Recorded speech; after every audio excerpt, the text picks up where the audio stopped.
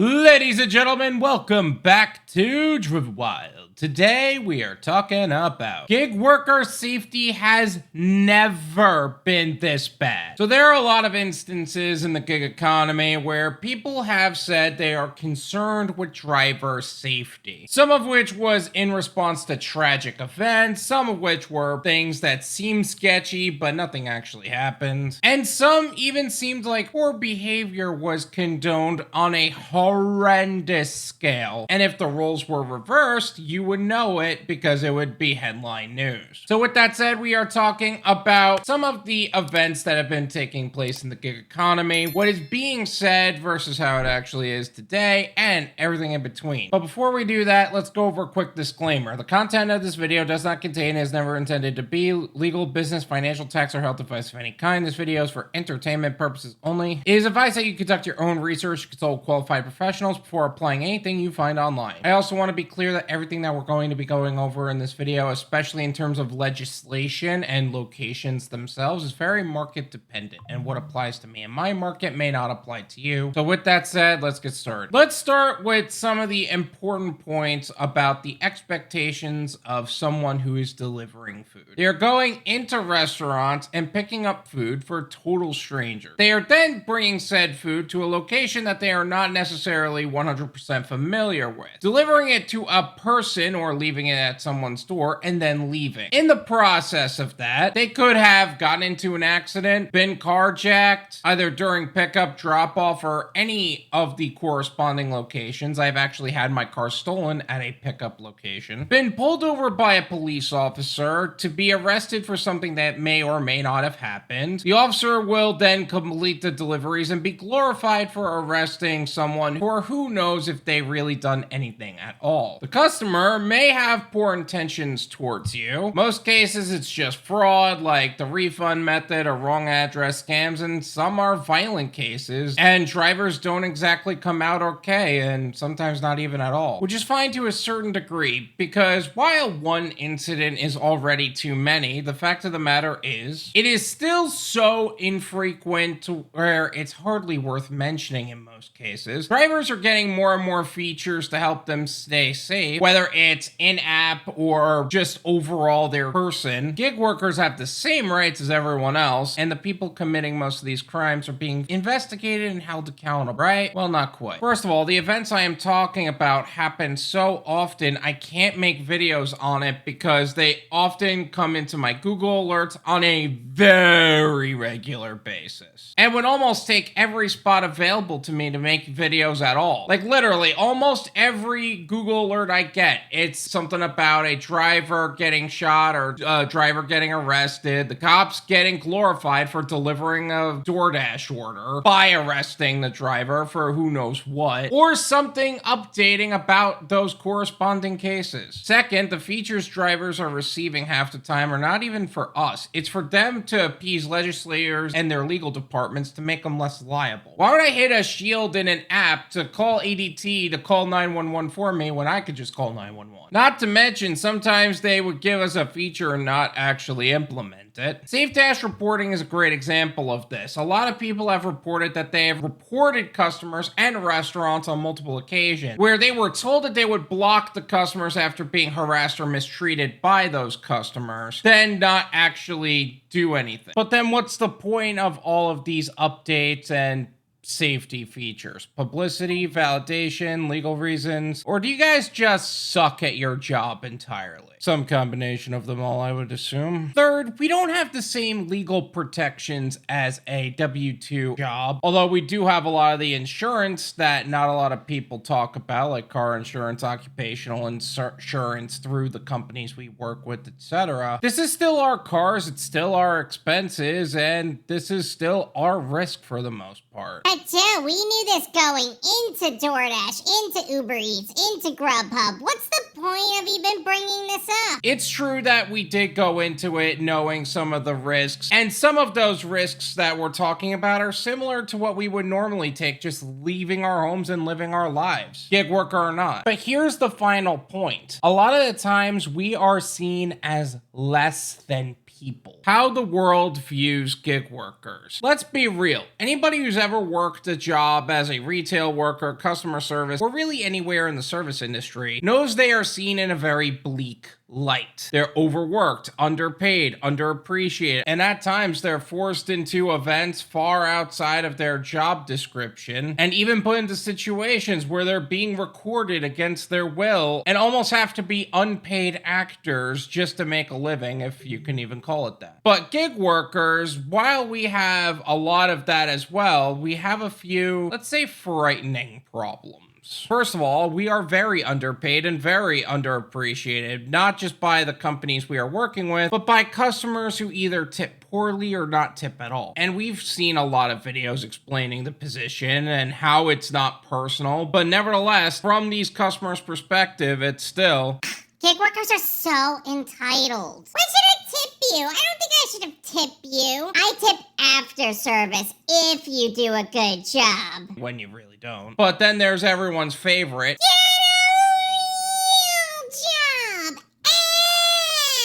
And that's kind of always been there for a lot of different people in not W-2 jobs. But now it's become so bad between law enforcement and governors that are not only actively arresting people and justifying abusive behavior, they are condoning other people in doing so as well. Media choosing not to acknowledge the issues at all, and worst of all, they're trying to make laws that effectively destroy the gig economy. This is not just a physical safety issue, it's a financial safety issue. And look, I'm not against government involvement if it actually leads to solving the real issues that we have, but we're not employees, we're independent contractors, and they're trying to implement cookie cutter employee approaches to fix massive problems that really would affect the large majority negatively, and the small minority who's been very loud on the subject, they're not even going to get all that much of a positive result, because the lawyers that are usually fighting these cases are looking for a payday, not actually to better our lives. We don't want an hourly rate. That will make the cost on the customer so much more expensive than it actually is, and cause a reduced order flow. Not to mention, in New York, they actually took away upfront tipping because the hourly rate was so high it would put that much more cost onto the customer. What we wanted was a base rate that actually makes sense and doesn't put too much dependence on the customer for tipping. We don't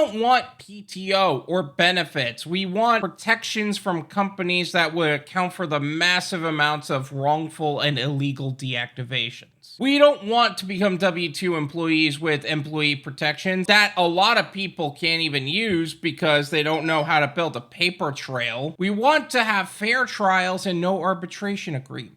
And most importantly, we want to be treated like citizens who do the right thing, not just punching bags, taser targets, and worst of all, on the wrong end of the prank of some tool's YouTube video. The worst event to this date was an event in New Mexico where a gig worker was delivering an order to a customer that had 3 pew-pews pulled on him. And what did the law enforcement community do? What did the legal system do to make sure this gig worker got the justice they deserved? Nothing. Literally nothing. In fact, the case was dismissed and was so deep into the newsfeed, no other information was provided because they couldn't be bothered to do their jobs. Let's be real for a second. I don't expect anyone to prevent my car from being stolen or make customers go through some background check or anything like that. That's kind of unrealistic. Cops can only prevent crimes that they're present for, but if they aren't present, they can't really help you. But I expect them not to judge me or to do their job less effectively simply because I'm picking up a Doordash order for somebody. I expect a fair trial, and if they find the guy or the people responsible, hold them accountable. I expect that as an American citizen who pays their taxes, I have the same rights and benefits as an American citizen and can exercise them if I find that necessary. Do you realize that in our contracts, our gig companies say we cannot have pew-pews or weapons of any kind? Yet we go into places where we have no idea what can happen. I don't need a pew-pew, although some may argue with me about that. I need to feel safe doing my work and the certainty that if something does happen, we can hold them accountable. I can't believe I have to ask for our human rights like they're a bargain deal to be made, but here we are. So what should we do to protect ourselves? Stock up on protective tools. This can include a bunch of different things: dash cam, body cam, air tags for your car, air tags for your phone and wallet, maybe something more on a personal protection, as long as it doesn't violate the TOS and you do what you feel is right. The point is that you're protecting yourself and your assets, so that way you and your property can feel secured and know they're being tracked.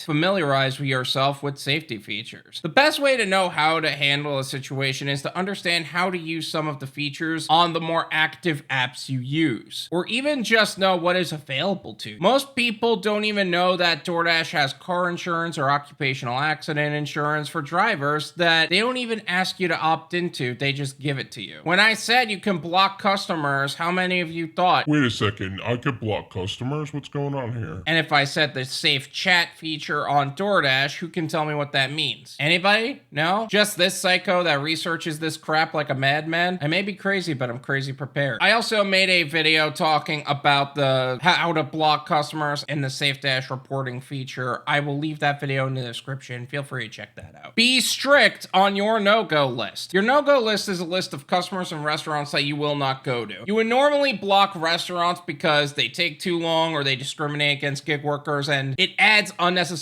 time to the order itself, but you would block customers, or you would say no to customers that play stupid games such as the refund method or the wrong address scam, or maybe it's something as simple as a gate code or refusing to pick up and ghost you, or this customer just made you feel unsafe for some of the instructions that they request from you. There was a customer that basically asked a driver to wait until someone comes through and tailgate behind them through the community gate as opposed to just giving them a code, and refuse to actually provide the code. Oh, and by the way, they're not going to pick up because they're working. Those type of things are the unsafe things that you would want to put someone on their no-go list for. No one is going to look out for you better than you. Don't be dependent on gig apps to actually do their job and block these customers for. Location, location, location. A proper location is not only going to be more valuable to you and your income as a driver, but for your safety as well. If you're constantly in a low income area where you have to look over your shoulder every other minute, you will always be concerned for your well-being. I'm not saying to live in fear of where you are. I'm saying choose your locations wisely. I usually recommend going to a middle class or upper middle class neighborhood. Any more than that, you're usually getting the side eye from people that aren't tipping as much either. Did I miss anything? Is there any other growing concerns about driver safety that I've yet to cover in this video? Let me know in the comments. Let's make sure that anybody and everybody knows anything and everything that they need to know about driver safety in the gig economy, so we can make the most amount of money in the least amount of time in the safest possible way. Thank you so much for watching. I really appreciate it. As always, make sure to hit the like button, subscribe if you're new, and I'll see you guys next time. Peace.